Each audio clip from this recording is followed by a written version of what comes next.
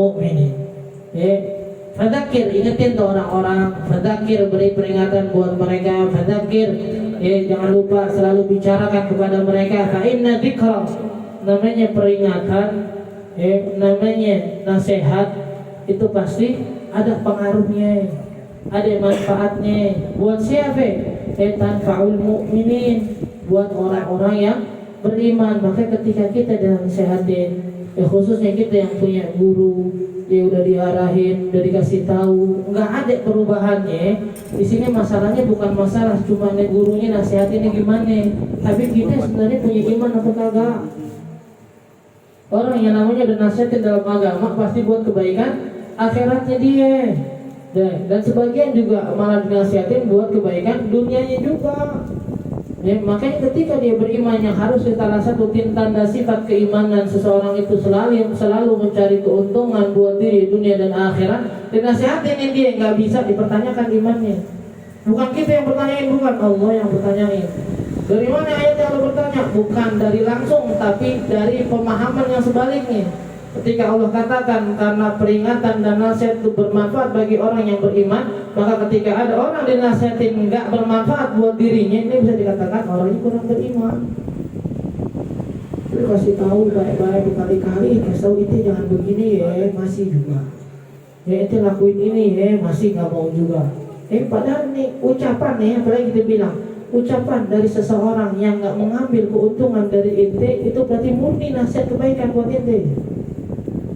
Kalau orang mengambil kemanfaatan dari ente, entah duit ente, entah tenaga ente dan segala macam, bisa jadi apa yang diucapkan adalah sesuatu yang nantinya dicari timbal balik buat dirinya. Tapi ketika dia udah nggak nyari tenaga ente, nggak nyari duit ente, nggak minta dipandang sama ente, nggak minta dihormati sama ente, dia ngarahin ente buat kebaikan nih. Temurni itu nasihat yang dia mau ente dapat kebaikan. Ente mau nyalahin apa lagi? Lu bilang, lu ngomong aja lu bejat, lu mau begini, enggak ada. Orang murni nasihatin kebaikan buat ente nggak terima juga ente sekarang dipertanyakan keimanannya. Sama tadi lah kita bilang guru-guru kita pernah nggak mereka minta duit dari kita? Enggak.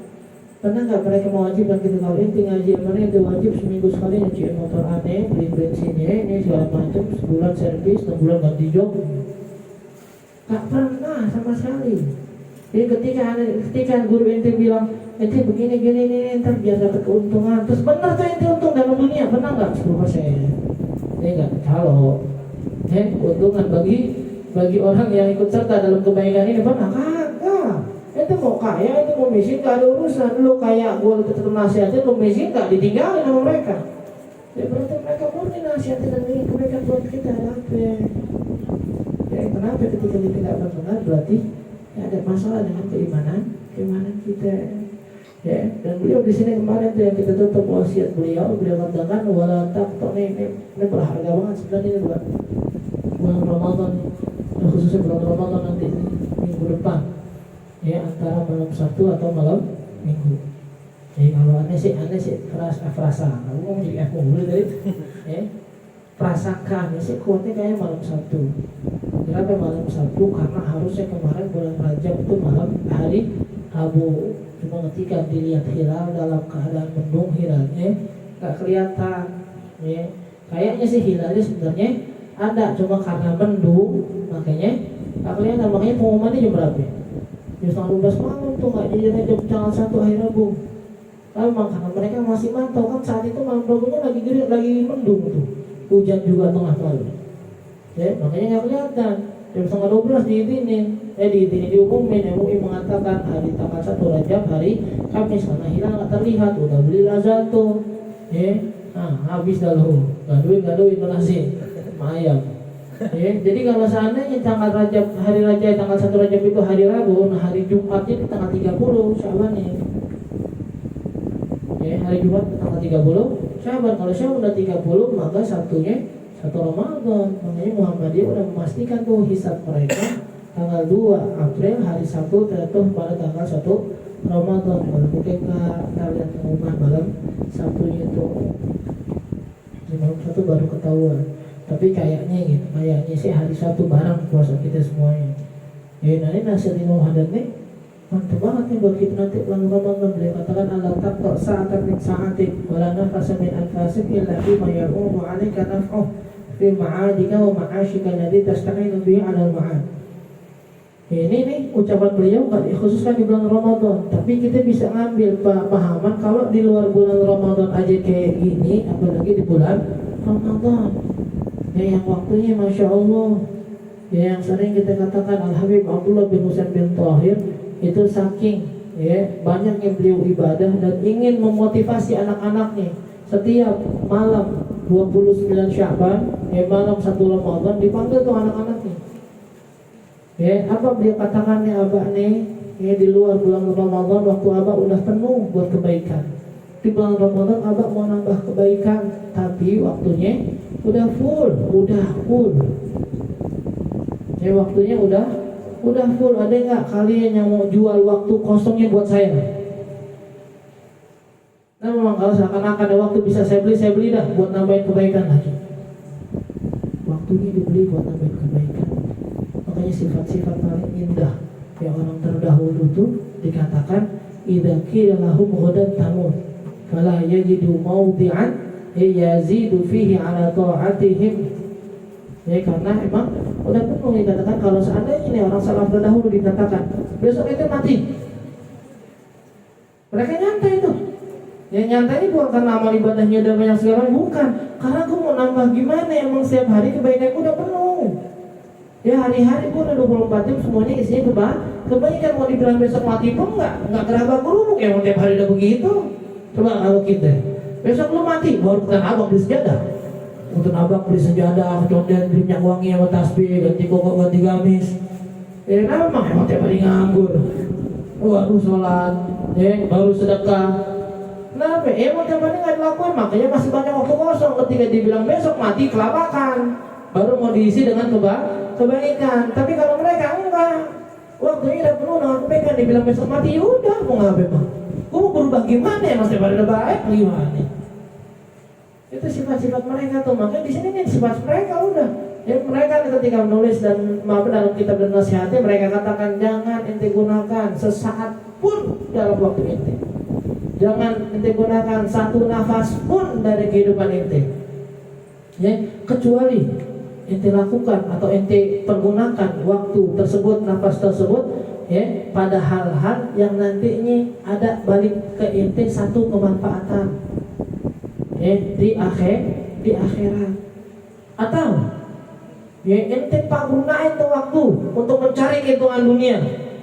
Tapi tar lu, sifat keuntungan dunianya apaan? Buat apaan? Alladzi tasta'inu bihi alal ma'ad. Ente dapat keuntungan dunia tetap buat membantu ente mencari keuntungan akhirat. Udah tuh sifat mereka begitu. Ya, ada mereka gunain waktunya murni buat ibadah. Ada yang mereka kita lihat tuh mereka menggunakan waktunya untuk menambah kekayaan mereka dalam dunia, tapi tetap udah kaya, nggak lupa tujuan kayanya mau ngapain. Mereka nyari ilmu tetap nggak lupa tujuannya ketika pintar mau ngapain. Ya, mereka mendapatkan satu jabatan, satu kehormatan tetap ketika punya jabatan tersebut mereka tahu tujuannya mau ngapain. Ya kalau kita kan dapat keuntungan dunia udah poya-poya, lupa sama ibadah, lupa yang masjid, lupa jalan ke musola, majlis taklim lihat Google Map. Udah kaya belagu majlis taklim pakai Google Map. Lo nggak ngaji, taruh gue lupa bisa gojek dulu. Subhanallah. Kemarin gak punya motor lo jalan kaki, lo apa lewat gang-gang jalan tikus. Sekarang udah kerja udah kayak belagu, majlis taklim lupa jalannya kemana. Ya besok gue mau ngaji gimana? Lu masuk ke malam minggu nih. Oh iya lupa, mau ngajinya malam pada. Ya elah, lupa. Udah pengajian lu masuk ke malam keramat, udah begitu aja. Malam Jumat kayak lupa. Tapi kayak dia lupa. Satu ayo Ustaz, ya Allah ada 3 bulan, 4 bulan gak ngaji-ngaji akan kerja Ustaz. Mak di luar ada marah-marah dulu. Ya habis kemarin nanggung orang tua, ada yang juga yang masih kuliah, ada yang masih SD, ada yang baru mau keluar, ada yang lagi dibikin, banyak adanya. Ada nanggung semuanya Ustaz, ayo Ustaz, dapat kerjaan yang gaji lumayan bisa nanggung itu semua, biar enak dah nih ngajinya. Insya Allah itu kita bantu doa Fatihah di masjid, di majlis, ya biar kita bekerjaan. Doain di akhir majlis mudah-mudahan lagi dari kerja dapat kerjaan yang gaji cukup buat kebutuhannya. Dikabul sama Allah. Bukan wali nih. Ya kadang-kadang kita songong nantang. Ya Allah, kalau emang kau ridho saya jalan ke majlis berhentiin hujannya ya Allah. Kalau emang hujannya berhenti berarti lebih baik saya ngerjain yang lain. Hujannya gak berhenti, bukan emang Allah gak ridho mau ke majlis. Iya. Sejak kapan Allah gak ridho itu kabar kebaikan? Lu nya jadi wali. Ya belagu banget ya wali. Makanya kalau besok pagi hujan berarti Allah ridho kita ke majlis. Allah gak ridho kita ke majlis taklim. Tapi kalau gak hujan mau Allah izinin kita ke majlis taklim. Ya benar besok pagi hujan. Wah Allah gak ridho nih. Allah belum izinin kita ke majlis taklim. Terus Allah ngizinin lu beli jas hujan gunanya buat apaan kampret? Apa jadi sekarang giliran hujan lo bilang gak diizin sama Allah ke majlis taklim kok? Orang dia bisa nyari jas hujan. Ya jemput perempuan punya jas hujan 2. Giliran ngaji hujan dikit bilangnya Allah gak izinin. Jangan jadi suka jadi wali dadakan, itu cukup tahu aja dadakan. Nah agak wanti jadi wali dadakan. Pokoknya kalau Allah ya orang, ya kalau emang kau ridho terhadap pekerjaan ini, tolong ya Allah biar saya keterima besok. Ya kalau emang kau gak ridho, ya biar saya ngaji aja deh. Diterima. Kalau ngaji gurunya tegur, itu kenapa yang ngaji lagi? Mana pas lagi mau diterima kerja ada doa Ustaz. Dia bilang ke Allah, ya Allah kalau emang kau ridho, mudah-mudahan saya diterima. Berarti Allah lebih ridho saya kerja daripada ngaji. Subhanallah, sholat masih ngadep timur, belagu. Udah gak mau ngaji, cuma timbang kerja doang.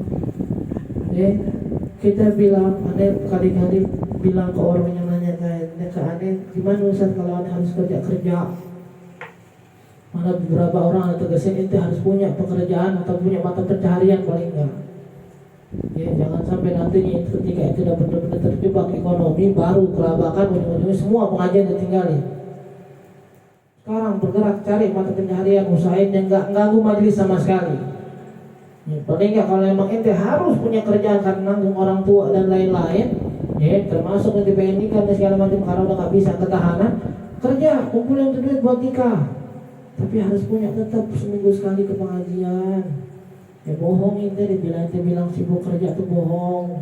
Ya makanya kita mau bilang emang kira orang-orang yang ngaji orang pengangguran semua. Enggak. Kalau di tempat lain. Oh di Emang 3 emang pengangguran semua. Bilang tempat lain. Di tempat lain nggak semua pengangguran. Kalau di Emang 3 iya baru pengangguran semua. Enggak semua pengangguran itu, cuma mereka ingin selalu meluangkan waktunya dan mengusahakan dirinya datang ke pengajian. Intinya dia kebawa malas duluan. Ya hasil dia bilang di sini ketika ente mendapatkan keuntungan dunia tetap gunakan keuntungan dunia tersebut untuk menolong ente menjalankan perintah agama. Yang jidangan bilang gitu, kalau doa minta fi khairin walifin Ma'amfi'an maksudnya kalau itu kita ya Allah saya pengen punya istri mudah-mudahan lancarin biar saya punya jodoh ya biar gampang biar jodoh saya gampang biar gampang kita jalannya biar nikah sama perempuan jangan sampai jadi kambing ya perempuan bilang memang jangan sampai itu perempuan yang ente nikahin ente niat buat menjaga diri dari perzinahan tapi justru bikin ente malah gak ngaji dan mendapatkan kebaikan.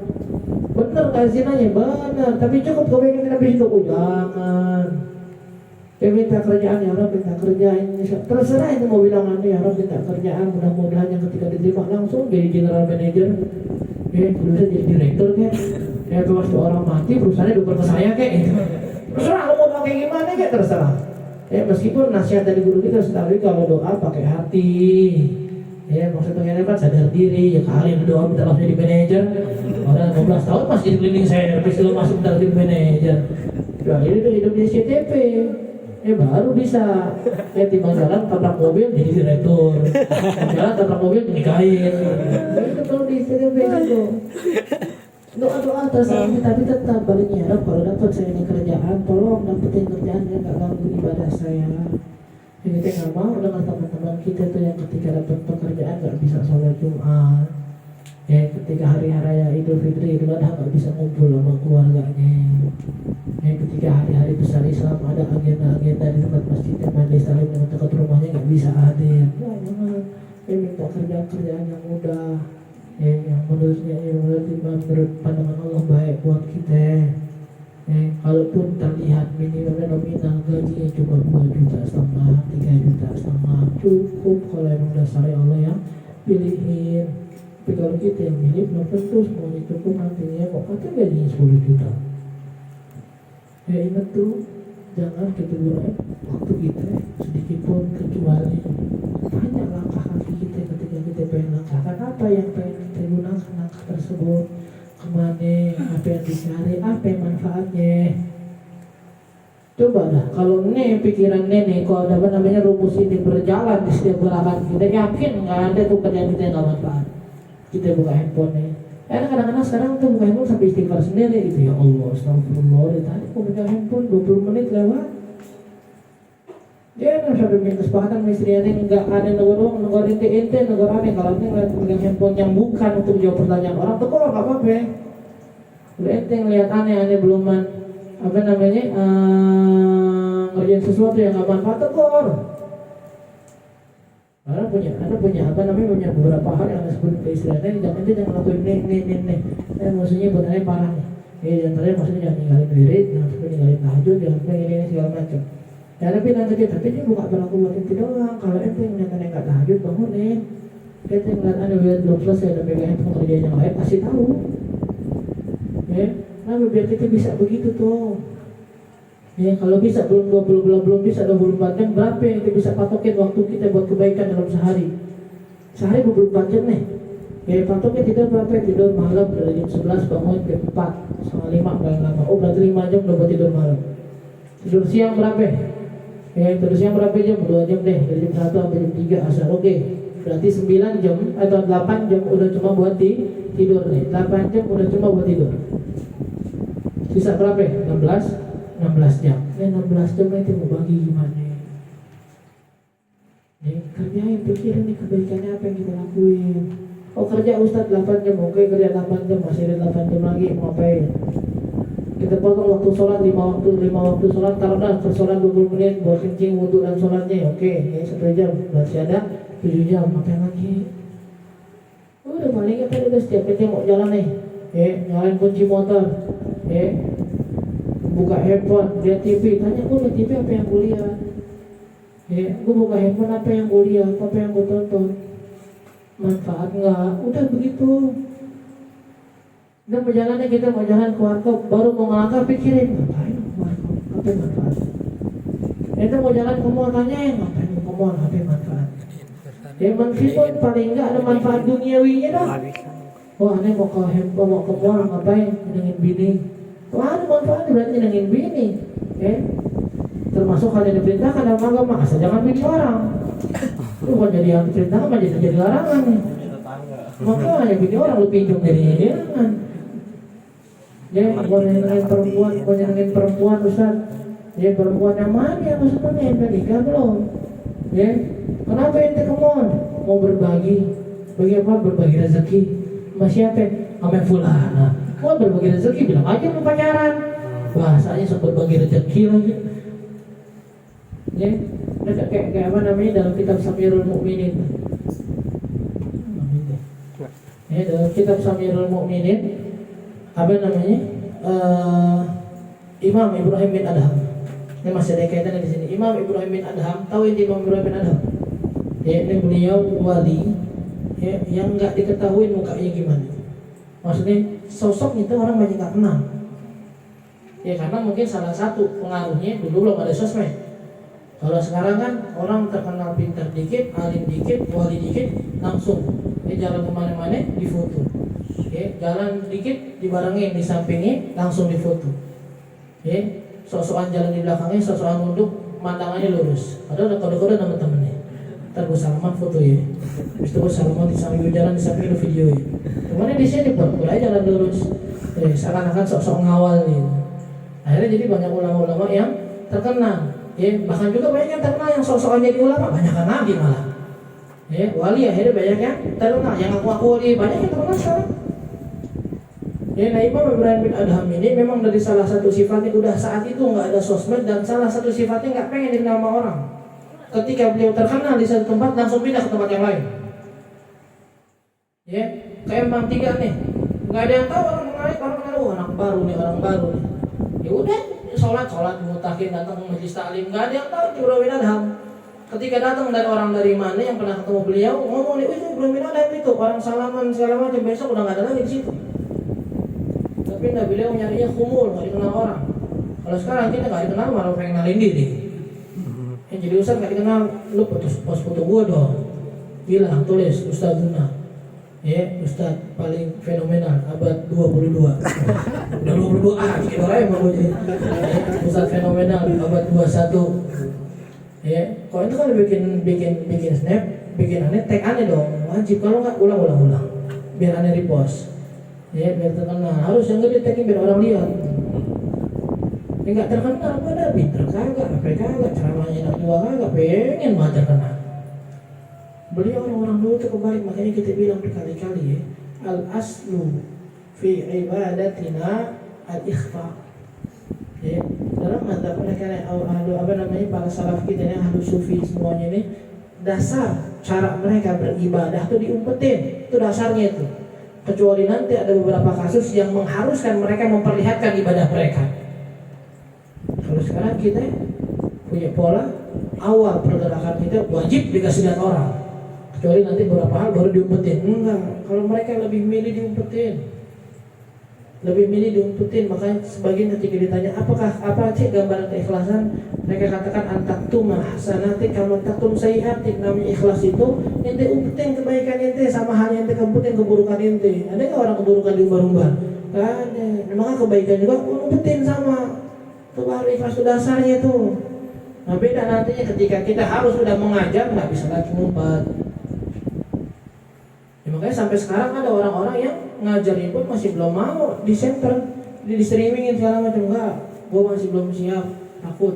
Ya, salah satu yang paling aneh kenal, maksudnya aneh dengar langsung depan muka, ya, di guru kita itu gurunya siapa?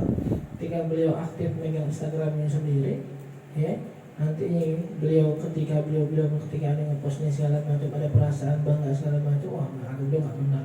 Nah saat itu juga aku putusin untuk saat ini ada stop Instagram.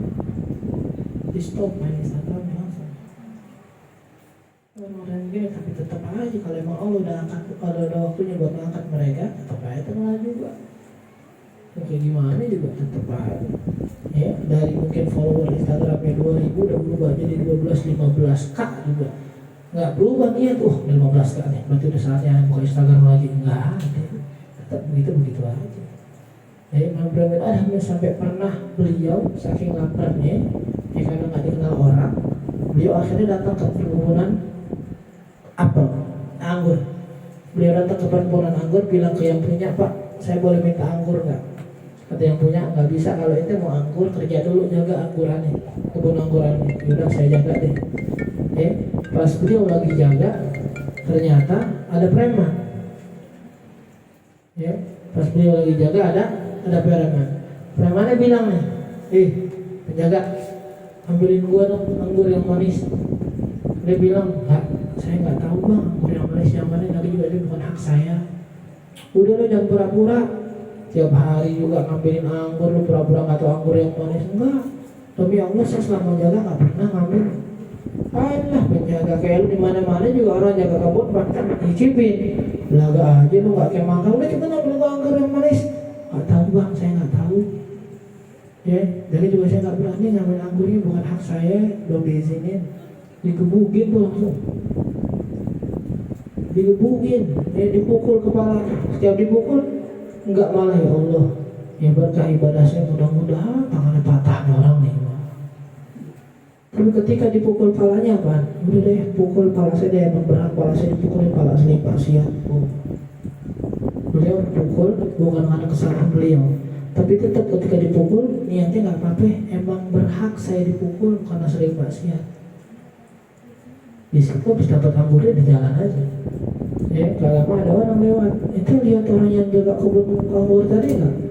Udah pergi deh, orang songong tuh, udah dapat anggur, pergi belagu, gue minta anggur, suruh ngambil anggur yang manis, ogah. Gayanya juga belagu, ngambil anggur, nggak berani, bukan haknya dia, padahal tiap waktu dia ngambil. Nggak mungkin, itu orang pasti benar dalam ucapannya. Emang aja kenal dia, gue juga pernah. Ya ada juga berketar mau ketemu karena dapat kabar bahwasanya Ibrahim bin Adham yang jaga kebun anggur itu. Ini preman, kenal tuh nama Ibrahim bin Adham. Masa yang bener ente? Ibrahim bin Adham yang wali gini-gini. Iya. Wah, mana tuh orang dikejar langsung. Pas ketemu tuh Imam Syekh Ibrahim bin Adham minta maaf nih orang. Wahai Syekh, kita nggak tahu nih antum ya, sekarang maafin kita. Apa kata beliau? Nggak apa-apa ini, tapi udah maafin. Nggak beneran kita ikut tangannya. Nggak bener kita udah maafin. Pas ente mukul kepala aneh, tuh tangan nempel di kepala. Nggak ente angkat tangan ente dari kepala aneh, kecuali udah maafin ente. Orang ditonjok dong. Ini tangan masih nempel nih. Pas mau diangkat bareng tuh diangkatin tangan sampai dimaafin tuh orang yang nempel. Mereka sifat wali. Gak pengen ada orang masuk neraka gara-gara mereka. Karena Imam Ibrahim bin Adham ini pernah ditanya nasihat. Dikatakan Aisyah, beri kami nasihat yang bermanfaat bagi kami. Ini buat bulan puasa kita juga nih. Beliau kasih 6 nasihat. Cuma anda agak lupa. Yang pertama beliau katakan, idza ra'aitumun nas mushtaghilin bi amri dunya fashtaghilu antum bi amril akhirah. Dia katakan, yang pertama, kalau kamu melihat orang-orang sibuk dengan perkara dunianya, maka sibukkan dirimu dengan perkara akhirat. Ramadan orang sibuk dengan dunianya dari sekarang udah banyak yang janjian. Tak kalau Ramadan kita kesini ya jalan, kita buka puasa di sono ya, kita begini segala macam. Jangan latah. Jangan latah. Ente punya prinsip kalau hal-hal yang ganggu ibadah di bulan Ramadan jangan ikutin udah. Mau atas nama alumni SD, alumni SMP, alumni TK, kayak alumni satu bidan, terserah. Yaitu kumpulan bidan yang sama tahun 94. Mau apaan sih sebidan naik ke reuni? Ya udah, mau TK, mau SMP segala macam, apalagi soal diajak jadi ketua, dikit udah giroh banget. Besok kita nih buka puasa bersama nih SMP, SMA segala macam nanti jadi ketuanya. Ya Allah. Tuh kalau kadang-kadang tuh dibilang sombong, terserah lu bilang sombong. Kau sekarang ntar habis Ramadan Lebaran insya Allah gue datengin. Ya kita silaturahmi bareng deh ntar pas Lebaran. Ini enggak gila banget lagi kita tahu dah, kita jujur-jujuran aja. Yang kita cari ketika bukber ini bukan sekedar ketemu doang. Ada hal-hal lain yang kita incar. Nggak ketemu perempuannya, yang perempuan pengen ketemu yang lakinya, yang pengen udah banyak deh ngobrol ketawa Ramadan, lupa sholatnya, bercanda berlebihan, colek-colekan, cubit-cubitan, tonjok-tonjokan, tenang-tenangan, jorok-jorokan dicelupin pala di kain. Udah nggak usah dah. Terfoto lagi berdua, foto dong, foto-foto ya. Kita latasi orangnya, ada filter baru, gaya baru di Instagram diikutin. Laki perempuan gak peduli mau nikah apa belum, yang penting ada di Instagram lagi viral diikutin. Ngapain sih? Jangan jadi orang-orang yang latahan. Jangan. Apalagi hal latahan itu bisa membahayakan agama kita. Mau ngapain? Udah mereka sibuk dengan dunianya, lo dapat hidayah dari Allah, penjagaan, alhamdulillah jaga. Kita masih dikenalin, dikumpulin sama orang-orang yang ingetin kita sholat tarawih, jaga akhlak, jaga adab di bulan Ramadan. Kita ini buat dimotivasiin ibadah di bulan Ramadan dari tiap tahun. Cuma kita pengen dibikin ingat tuh hati-hati di bulan Ramadan ini. Kita ini semua jangan sampai jadi orang-orang yang nanti Nabi lepas tangan. Itu mau ngapain kalau Nabi lepas tangan udah? Cuma minta tolong Ustadz minta tolong sama Habib Umar. Saat Nabi lepas tangan, siapa yang aneh siapa Habib Umar kalau Nabi lepas tangan? Nabi lepas tangan. Yang kita semua nanti mungkin minta nolongin saudara-saudara kita, teman-teman kita, murid-murid kita berwasilah kepada Nabi. Nabinya lepas tangan. Kenapa mana orang? Kok sampai sebegitunya Nabi lepas tangan nggak mau nolongin orang? Li'annahum hataka hurmata Ramadan. Orang pas bulan Ramadan nggak jaga diri, nggak jaga sikap, nggak jaga omongan. Dia meremehkan kehormatan, keagungan bulan Ramadan. Kata Nabi, saya lepas tangan ya Allah buat orang-orang yang musuhnya bulan Ramadan. Terus dia mau ngapain? Udah tolong siapa lagi, melari siapa lagi? Yang saat itu Nabi Adam, Nabi Musa, Nabi Isa, Nabi Nuh, semua angkat tangan ketika orang minta tolong. Wahai Adam tolongin, saya nggak bisa. Wahai Isa tolongin, saya nggak bisa. Wahai Musa tolongin, saya nggak bisa. Melari ke Muhammad, dia doang nggak bisa udah. Nabi Muhammad lepas tangan. Ya, daro amraitul nas ya mustaqilin bibina'il basatin wal qusur fastaqil antum bibina'il kubur, kata beliau.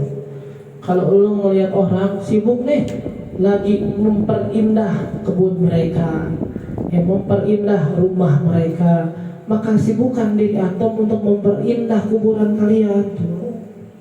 Orang punya motor bagus, punya handphone bagus, punya rumah bagus, biarin, kita asal punya handphone cukup buat kerjaan kita. Ya, bukan berarti Anda juga nyuruh itu punya handphone yang jelek, enggak juga. Ya, handphone sini retak, sininya codet, kamera yang tadinya 4 telepon tinggal 1.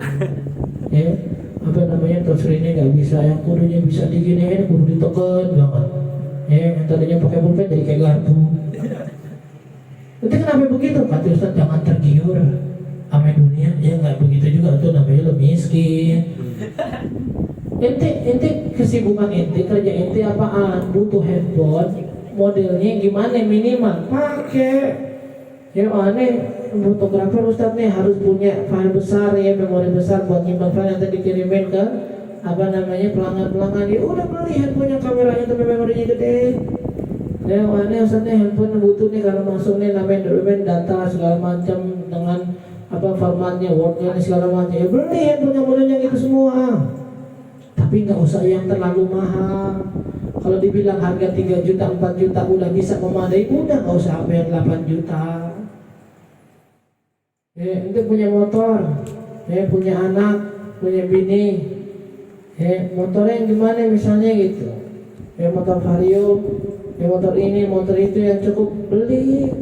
Nggak usah yang terlalu banget. Kadang kan begitu lagi miskin, mobil motor yang biasa-biasa aja, udah kayak sok-sokan. Ya motor harga 17 juta cukup, dibeli motor harga 35. Mau ngapain? Dia kita bilang tadi, padahal 18 jutanya bisa digunakan buat ibadah. Beda kalau emang ente harus menggunakan itu. Ya, seorang ustadz misalnya gitu, nggak cukup nih kayak motor, harus kayak mobil, beli deh mobil, asal mobil yang mana, kayak ente punya mobil, beli. Tapi memang karena untuk menjaga marwah ustadznya. Tapi kalau memang di saat itu, di zaman itu nggak dibutuhkan hal tersebut, ya nggak usah. Yang dibilang tadi, kalau orang sibuk memperindah fasilitas dunianya, ente sibukkan diri memperindah kuburan ente. Apa yang kita berbuat untuk kuburan kita ini? Ya, apa kata Imam Ali ya? Kuburuna tubna wa ma tubna. Ya laitana tubna qabla an tubna. Semua tubna semua. Kuburuna tubna wa ma tubna.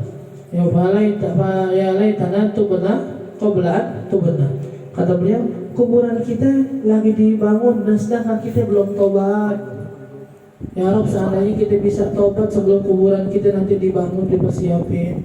Yang mana kita bilang malam Rabu Sayyidina Rabi'ah al-Adawiyah, itu jadi ini contoh sebagai perempuan, sebagai persiapan kita menuju akhirat. Ya yang laki jadi yang imam muhdhar, yang merasa tersaingi dengan perempuan tersebut.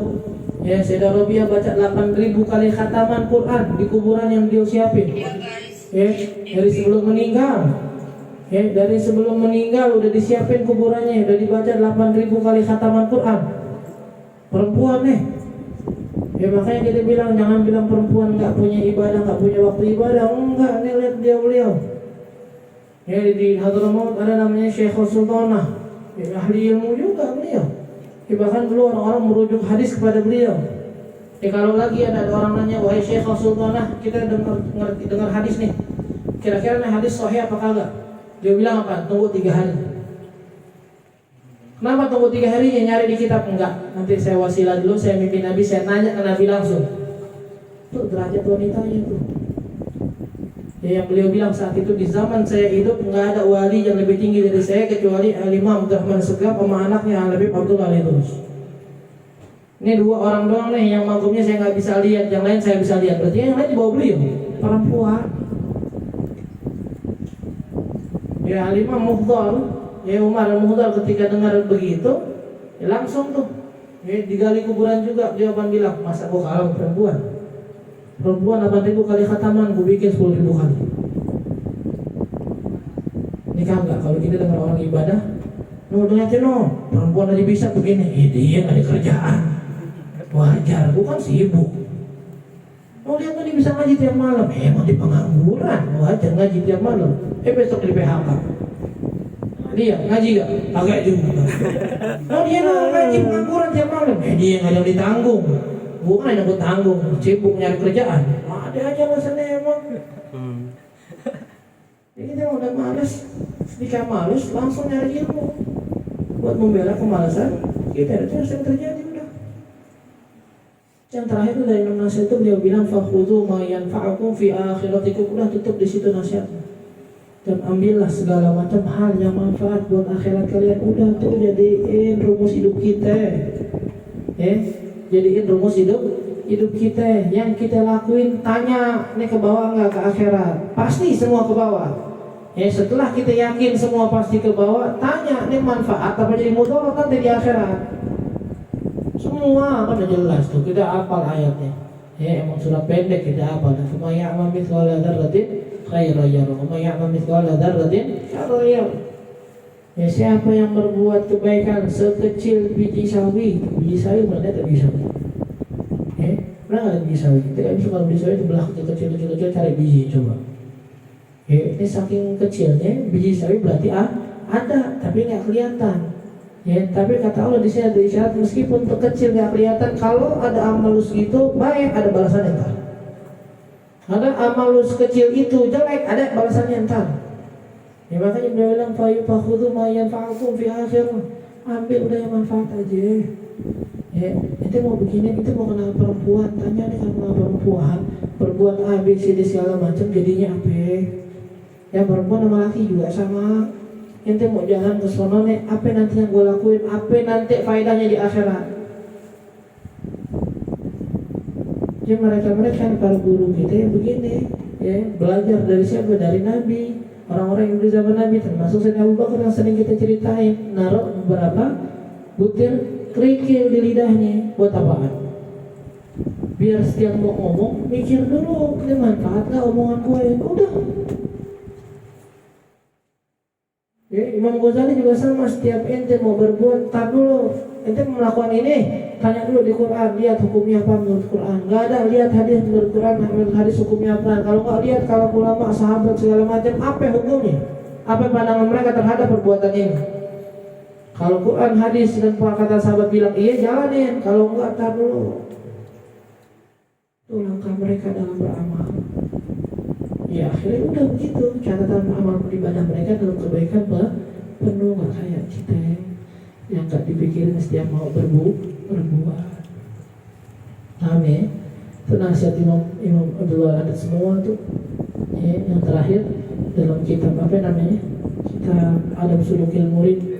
Beliau bilang falyakun al murid bakhilan ala anfasih syahihan ala uqatih. Harusnya orang yang pengen berdekat kepada Allah punya sifat pelit dalam waktu dan nafasnya. Tapi maksudnya ini yang belum bilang di sini, jangan digunakan kecuali buat hal yang manfaat. Sifat orang pelit gimana sih? Pelit gimana sifatnya? Gak mau tadi buat orang, punya buat diri sendiri yang dianggap manfaat. Kalau nggak manfaat nggak mau. Besok kita jalan ya ke depan nggak? Mau ngapain sih? Lu kerja? Enggak, mau libur. Masa ada kerjaan rumah nggak ada kerjaan? Ayo ikut. Ngapain buang-buang itu begitu doang tuh? Dia nggak mandang itu manfaat soalnya, makanya nggak jalan buat deh. Besok kita beli baju bersamaan semua nih segala macam. Gue nggak ikutan begituan. Mau ngapain sih? Biar kita kelihatan satu geng segala macam kompak, beli apa? Enggak. Gue beli baju gini-gini aja. Ya lah samain aja sih, mau ngapain sih? Ngapain beli begituan? Pakai pas sekali dua kali doang. Tak. Nunggu baju yang bener, gue pakai sepanjang tahun tadi ini. Tuh orang pelit begitu. Gak bakal dikeluarin apa yang dia punya kecuali apa yang dipandang manfaat. Makanya orang yang pengen mendekat kepada Allah harusnya pelit terhadap waktunya, nggak dikeluarin, nggak dipakai kecuali yang dia pandang manfaat di hadapan Allah. Gimana? Belajar. Itu belum kali-kali belajar dikit-dikit. Kalau kita lagi sadar nih, ya Allah, udah tadi pegang komputer mulu, tinggalin langsung. Ya Allah, berarti main handphone mulu, tinggalin langsung. Ya Allah, kita tiduran aja nggak ngapain, diri langsung apa baca Quran kayak dikiran, salawat kayak. Ya jangan terus begitu. Ya belajar lah pokoknya. Kita mau bilang yang kita lihat di foto di sini semua ini mereka nggak jadi walinya Allah. Jadi punya masa di mana mereka belajar mendekat kepada Allah. Nggak begitu aja lahir blok lalu jadi wali. Enggak. Ya ada masanya mereka melakukan tadi itu menepati anak tangga dan mendekat kepada Allah. Ya, itu yang kita ikuti. Jangan melihat di atasnya, wah Habib Umar pakai imamah. Wah Habib Umar pakai jubah, pakai rida, pakai rida. Wah Habib Umar bawa tongkat, pakai tongkat langsung. Ini jangan lihat ke sana dulu. Nah Umar masih mudanya belajar. Ini segala macam. Wah taruh aja sekarang begini orang lihat ya. Kalau orang nggak lihat kita dengan gaya kita, tapi kita nggak ada isinya mau ngapain? Ya, ikutin jejak mereka dari awal. Kita bakal tahu dan bakal datang masanya kita bisa berdandan seperti mereka. Kalau emang kita ikutin dari awal seperti jalan mereka. Paham ya? Allahu a'lam. Ini minggu depan masih lagi Pak? Lanjut ke anak-anak. Nah, kata anak-anak kata ente. Katanya nggak ada kegiatan. Hah? Ya Allah, saya mau orang nganggur. Gak ada kegiatan. Ente bobol ini kayak apa namanya? Uang kas masjid kayak biar ada kerjaan. Siang banget sampai Ramadan gak ada kerjaan. Jadi malam Jumat terus saya baru puasa. Antar gue ngajak ngaji udah gak ada alasan lagi pada dah. Ada aja kesana kemari. Sekarang ngaji belum Ramadan bilangnya ngaji dari Ramadan bilang hilang harus pakai tikus. Ya giliran gak ada datang tuh tikus yang dicari hilang. Ada kasih tikus tuh ada ya. Tapi kita ngomong ada itu datang. Gimana ini antara Syawal kita gabungan lagi masalah itu. Ya mudah-mudahan Allah berkahi kita di sisa bulan Syawal kita sampai ke Ramadan dan sebaik-baiknya keadaan. Mudah-mudahan Allah pilih sebagai hamba-hamba pilihan Allah yang menjadi hamba-hamba yang sukses di bulan Ramadan. Allah terima segala macam amal ibadah kita dan jaga kita, orang tua kita, guru-guru kita dari berbagai macam gangguan, penyakit, wabah, bala serta musibah. Berikan padamu dalam kebaikan, dalam sehat, afiat, istiqomah dengan Allah Subhanahu wa taala. Mudah-mudahan semua yang punya niat, yang punya hajat, yang punya doa dikabulkan oleh Allah Subhanahu wa taala dan semua diberikan husnul khatimah. Ala hadhihi wa ala kulli niyatin salihah ila hadratin Nabi al-Fatihah. A'udzu billahi minasyaitonir rajim. Bismillahirrahmanirrahim.